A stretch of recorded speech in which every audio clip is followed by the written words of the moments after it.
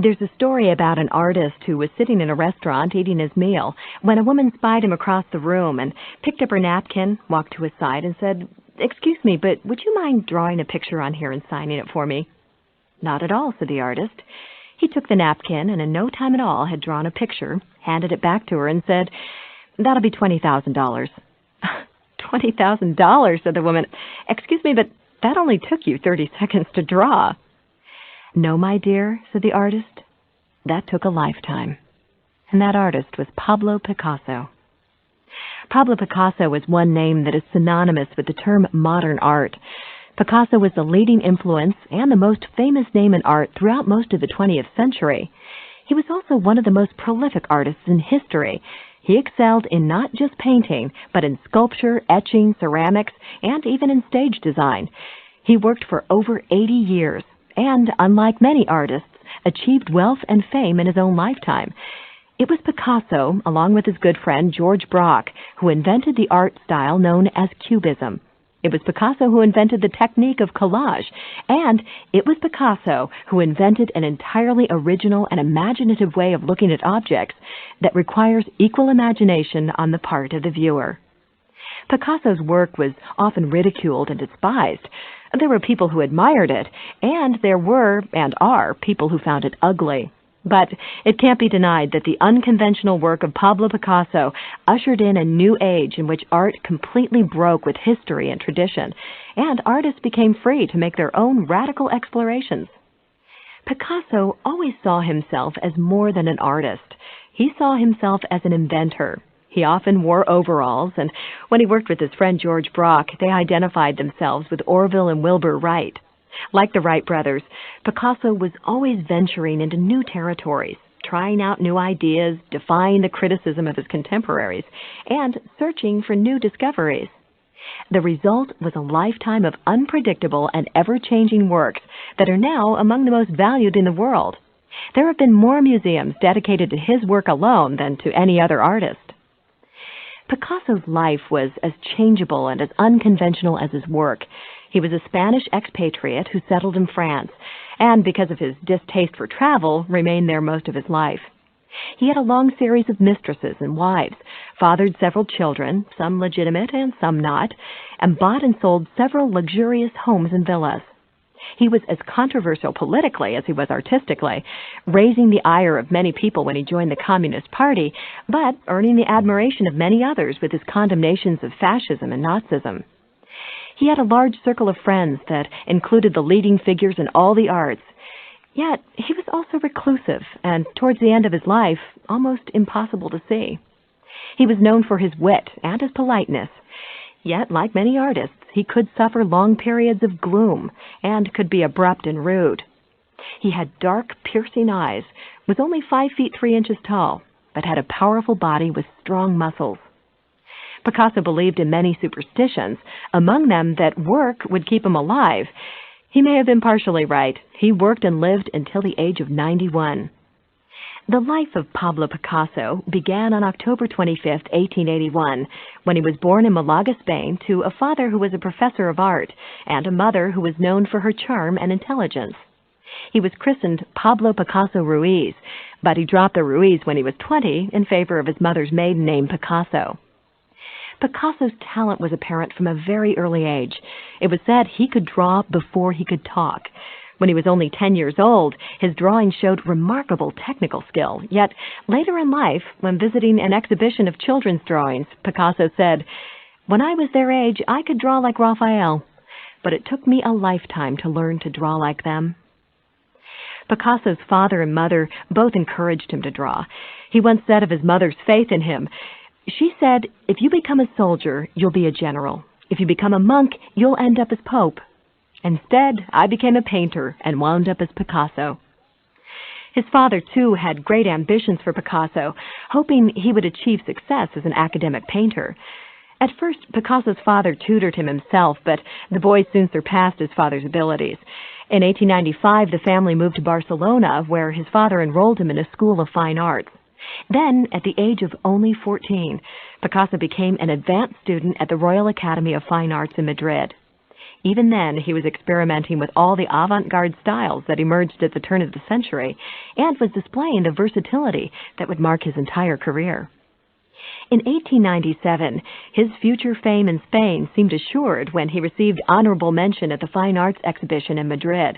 It was awarded for his painting entitled Science and Charity, in which his father was the model for a doctor. Picasso was 16 years old at the time. While still in his teens, Picasso became part of the community of artists and intellectuals which gathered in the cafes of the city, but he became bored with the academy.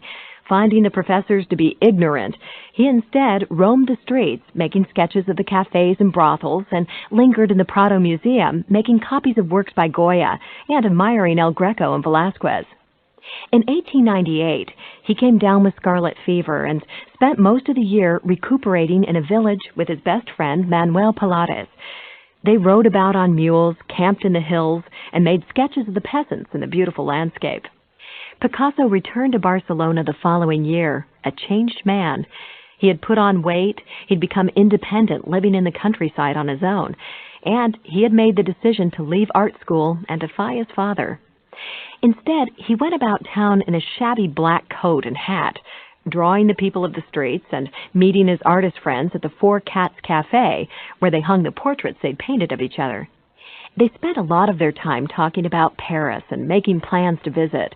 When one of Picasso's paintings was accepted for an exposition in Paris, a dark, moody piece entitled Last Moments, which showed a priest visiting a dying woman, he decided he wanted to be there when his work was presented to the French public. So, in 1900, when he was 19 years old, he made his first trip to the art capital of the world, accompanied by a friend who shared his studio named Carles Casagemas. France had an enormous effect on the young artist.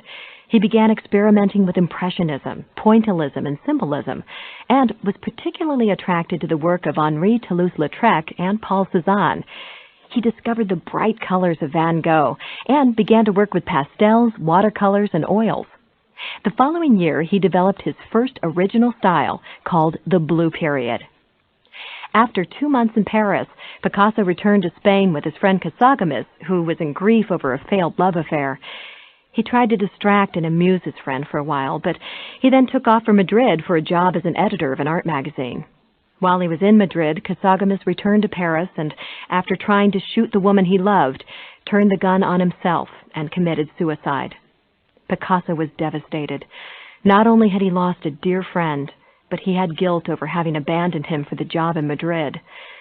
This heartbreaking experience preceded his Blue Period, a period known for its themes of sadness and alienation. Casagemas would appear on Picasso's canvases during this period, in 2 death portraits, 2 funeral scenes, and as an artist in the painting entitled La Vie. During the Blue Period of 1901 to 1904, Picasso moved back and forth between Barcelona and Paris until he finally settled permanently in Paris in 1904. He grew a beard, which was dark and shiny like his hair. That first year in Paris, Picasso also took on his first mistress, a woman named Fernande Olivier. She described her first visit to his studio in Montmartre this way. There was a mattress on 4 legs in one corner, a little iron stove covered in rust with a yellow earthenware bowl on it, served for washing. A towel and a minute stub of soap lay on a white wood table beside it. In another corner, a pathetic little black-painted trunk made a pretty uncomfortable seat. A cane chair, easels, canvases of every size, and tubes of paint were scattered all over the floor with brushes, oil containers, and a bowl for etching fluid. There were no curtains. In a drawer of the table was a pet white mouse, which Picasso tenderly cared for and showed to everybody. The early years in Paris were difficult for Picasso. The tenement building he lived in had no gas or electricity, and only 1 toilet and 1 water tap for all 30 studios. He couldn't afford to buy coal for the stove in his room, and it would get so cold that a cup of tea left overnight would freeze solid. Fernande became the inspiration for many of his works over the next years that led up to his Cubism period. She was the model for his sculpture Head of a Woman, and for several paintings, including Woman with Pears.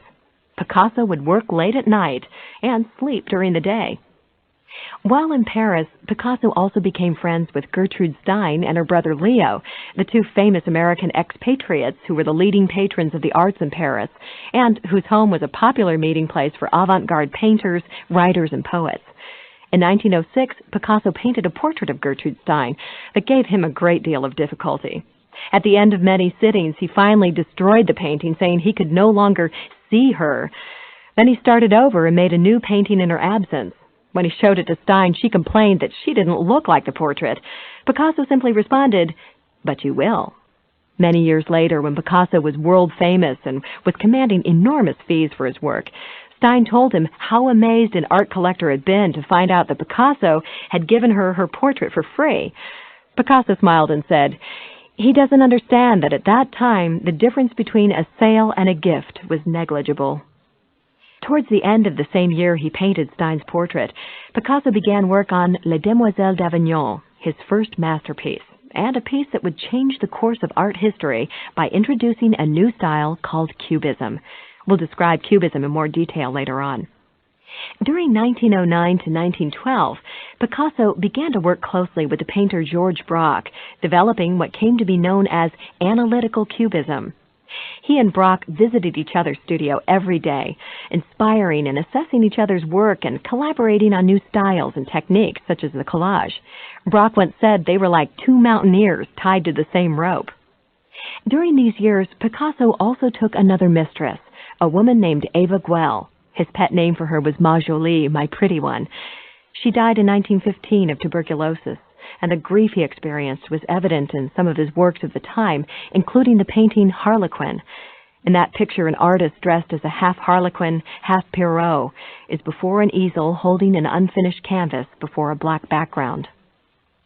When World War I hit, Picasso stayed in France, although many of his friends left, some to the front, some back to Spain, others, like Gertrude Stein, to England. Braque was drafted and later was injured by shrapnel. After that injury, he was never quite the same, and their partnership was never resumed. Picasso became friends with the composer Erik Satie and the young poet Jean Cocteau, and they joined forces with the director of the Ballet Russe, Sergey Diaghilev, to produce a ballet called Parade. It was about a circus sideshow, but it also incorporated modern images of skyscrapers and airplanes. Picasso designed the set and some of the costumes. The show wasn't well received by the French public, which found it a little too modern and felt it undermined French culture. Cocteau said later, "Picasso, Satie, and I couldn't even get backstage. The crowd had recognized us and was threatening us. The women had their hat pins out and would probably have stabbed us to death." But Picasso could at least console himself that among the dancers in the program, he had found a new love and his first wife, Olga Koklova. In the next few years, Picasso traveled to Italy and returned for a visit to Barcelona. These travels gave him an interest in Mediterranean culture, which began to appear immediately in his paintings. In 1921, Olga gave birth to a boy named Paolo, who would be Picasso's only legitimate child. By now, Picasso had become a darling of the socialites, a position that had been helped along by his wife and his friend Jean Cocteau. He continued to do collaboration with the Ballet Russe, while meanwhile he began to make friends among the Surrealists. During the early 30s, Picasso became interested in poetry, even giving up painting for a year to concentrate on his writing. In 1931, he took yet another mistress, Marie-Therese Walter, and he left his wife to live with Marie in the country. His life with Marie-Therese was a sharp contrast to the sociable, fast-paced life Olga had liked. Olga had scorned his bohemian friends and preferred the more fashionable set. She'd set herself and Picasso up in a luxurious apartment with servants. Picasso, now almost 50, found his life with Olga confining and unnatural and said of himself, "I am not a gentleman." In the country, he lived privately and quietly, working in sculpture and a variety of other materials, and using Marie-Therese as a subject for many of his paintings. Some of the pictures of his mistress evolve into terrible images of screaming Olgas. Picasso and Marie-Therese had a child, Maya, in 1935, but the following year Picasso moved back to Paris and began living with another woman, a photographer named Dora Maar. This was the same year the Spanish Civil War began, and Picasso, whose sympathies were with Spain and the Republic, were often distracted. It was during this period that he completed the most famous painting, Guernica, a powerful indictment of war and fascism that was shown at the World's Fair in Paris in 1937. During the years of World War II, Picasso stayed in Paris with Dora Maar despite the threats of Nazi occupation. The Gestapo liked to harass him, and there was one story about an inquisitive German officer who entered Picasso's apartment, saw a photograph of Guernica on the table, and asked, "Did you do that?" Picasso responded, "No, you did."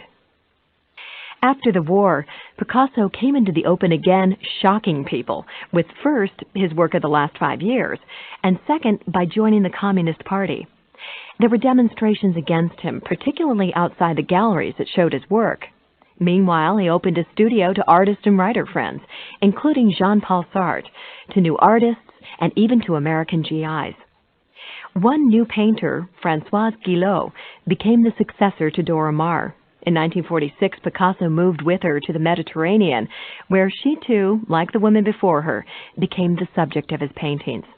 Guillot often modeled for the nymph in Picasso's mythological pieces. She also gave Picasso 2 more children. Claude was born in 1947 and Paloma in 1949.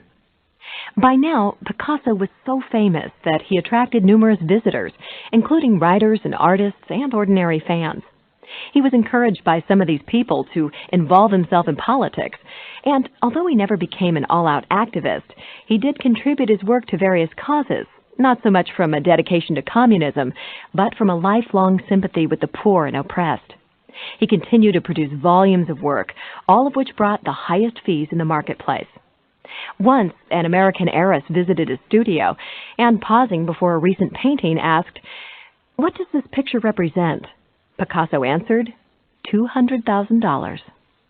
There were critics at the time who accused Picasso of being mercenary and who suggested his love of art was directly related to his love of profit.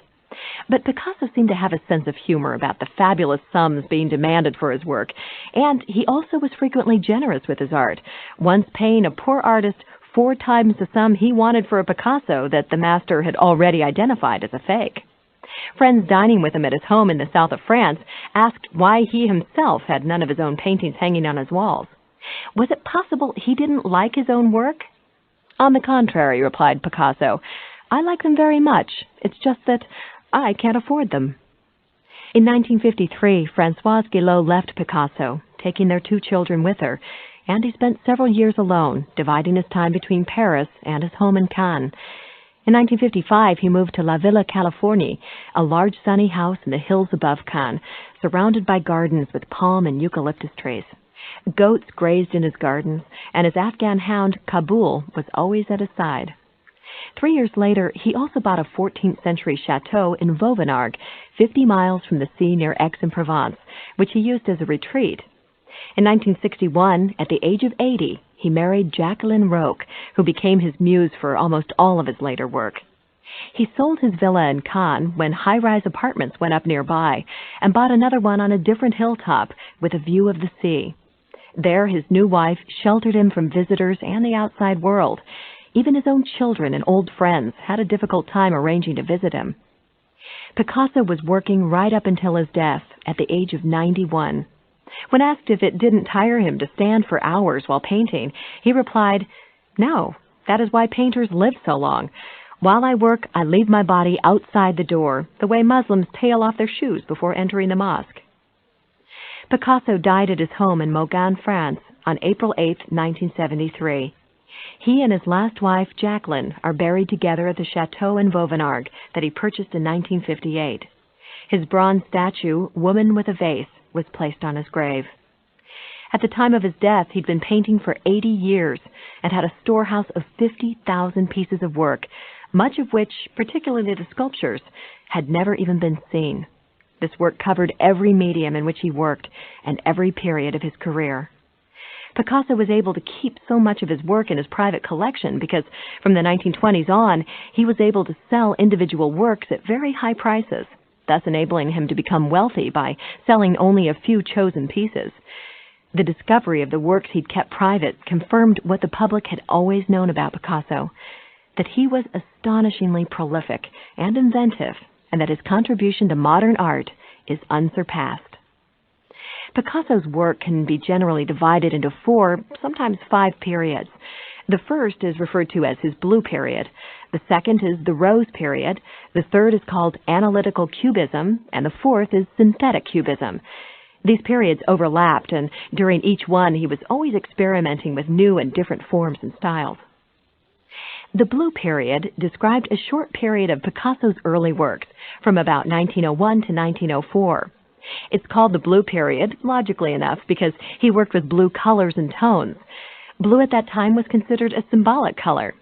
2 popular writers, Maurice Maeterlinck and Oscar Wilde, used it to represent illness and insanity. During this period, Picasso had made his first trip to France, and he was influenced by the French painter Toulouse-Lautrec, who liked to portray the seamy side of Parisian life, including nightclubs, bistros, and prostitutes. He was also influenced by Paul Cézanne. This early period of Picasso's work was rather melancholy, and his subjects included the poor, the blind, and the forlorn, prostitutes, beggars, and drunkards.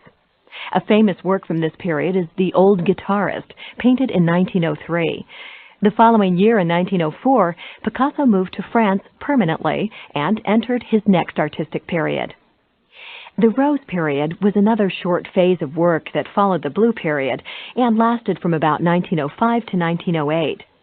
During this time, Picasso shifted from blue to lighter, warmer colors, although the melancholy and loneliness that marked the blue period were still present. Now, however, there was also a touch of optimism, and instead of painting poor people, Picasso switched to circus performers and harlequins.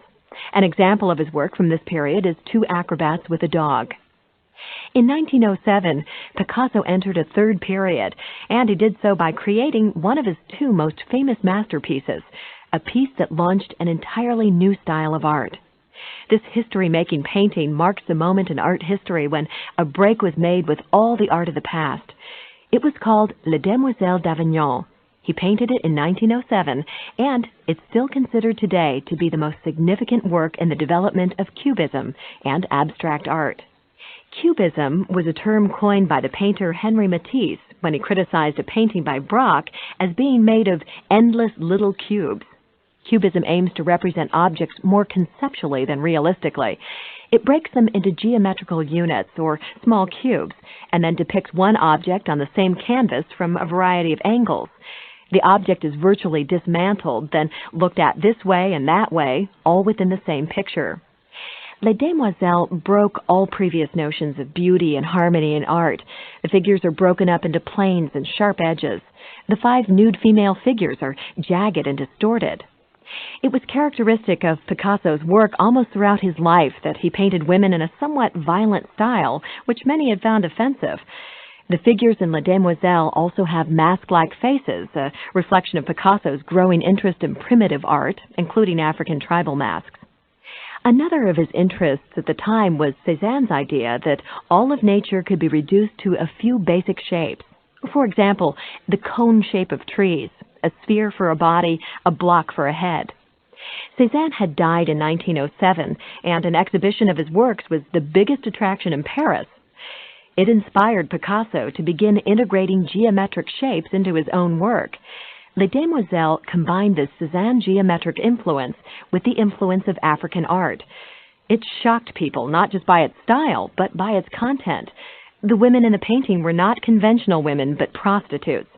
The painting had been named by Picasso's friend Max Jacob, who later died in a concentration camp. He was referring to Avignon Street in Barcelona, whose brothels were popular with the sailors. The painting Les Demoiselles d'Avignon was considered so controversial that Picasso chose to roll up the canvas and keep it out of sight for several years. The period of his work launched by this revolutionary painting lasted but a few years, but is considered the foundation for Cubism. Picasso continued to develop this style over the next 20 years. It was a style many people did and still do find difficult to understand.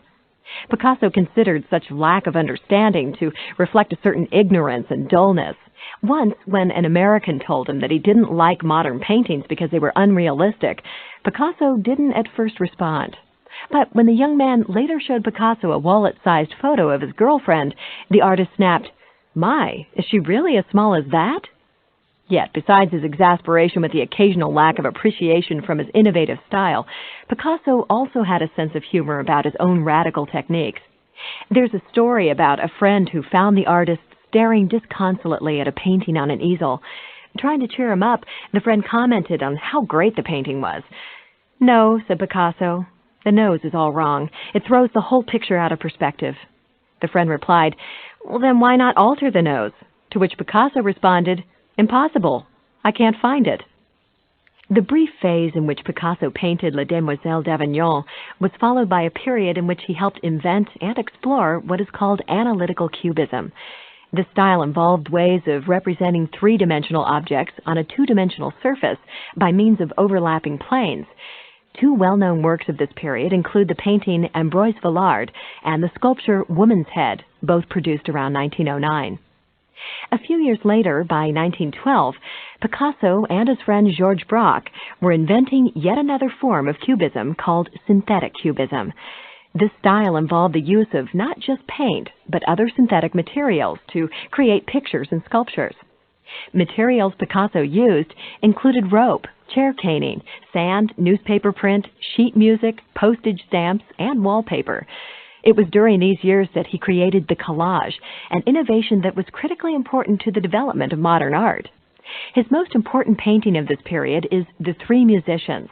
In this picture, one musician is a harlequin, one is a Pierrot, and one is a monk. All are in precise geometric forms, well organized and well ordered, but the overall feeling is one of emptiness.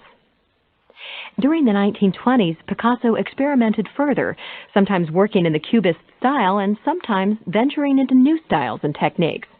In the years 1917 to 1924, Picasso also began to experiment with stage sets, creating famous decors for Sergey Diaghilev's Russian ballet company.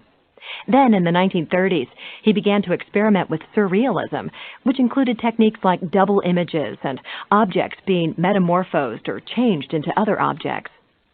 Surrealism also included the use of symbolic mythological archetypes. Picasso used symbols such as the horse, the bull, and the Minotaur, a half-bull and half-human creature that traditionally represents the battle between the human and the bestial.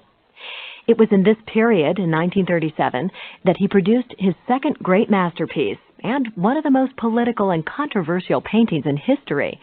It's called Guernica, after a small Basque town in Spain that was bombed by Germans during the Spanish Civil War.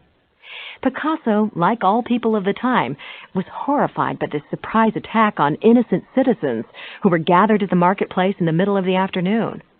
After they were bombed, German planes swooped down to machine gun the residents who were fleeing to the fields.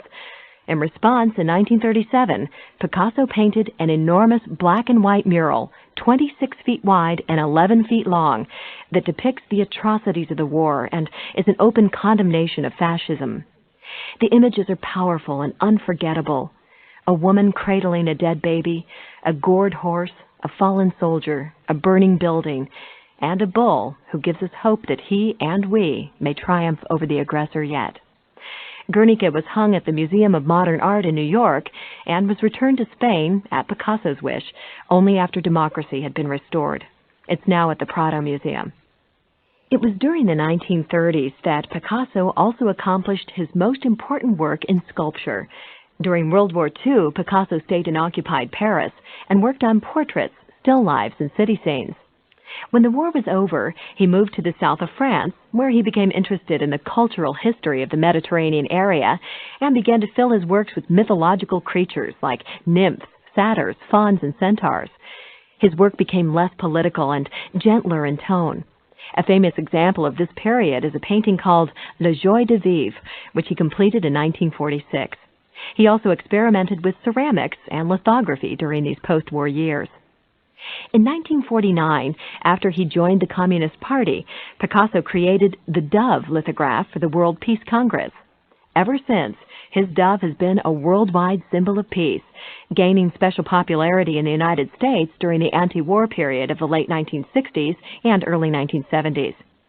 Peace and the human right to leisure and relaxation would become important themes for Picasso throughout his post-war years. During the 1950s and 1960s, Picasso primarily repeated the themes and styles of his previous years, although he continued to experiment with new materials. He became particularly focused on the power of art and magical abilities of the artist. He once told a story to a friend, a surrealist named Robert Desnos, that went this way. I had lunched at the Catalan for months, Picasso said, and for months I looked at the sideboard without thinking more than, it's a sideboard. One day I decided to make a picture of it. The next day when I arrived, the sideboard had gone. Its place was empty. I must have taken it away without noticing by painting it. Picasso seemed to believe that an artist takes possession of his subject, and in some way he himself becomes the creator of the object. Picasso was working right up until the time of his death in 1973. In later years, he worked in sculpture, ceramics, and graphic arts.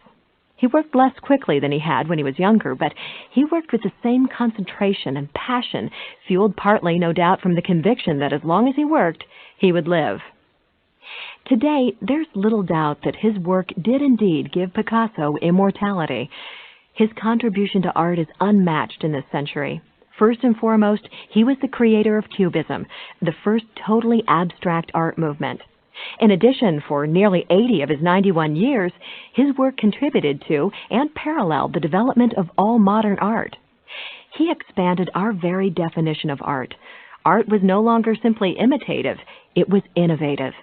He questioned the very boundaries between art and reality, particularly with his collages.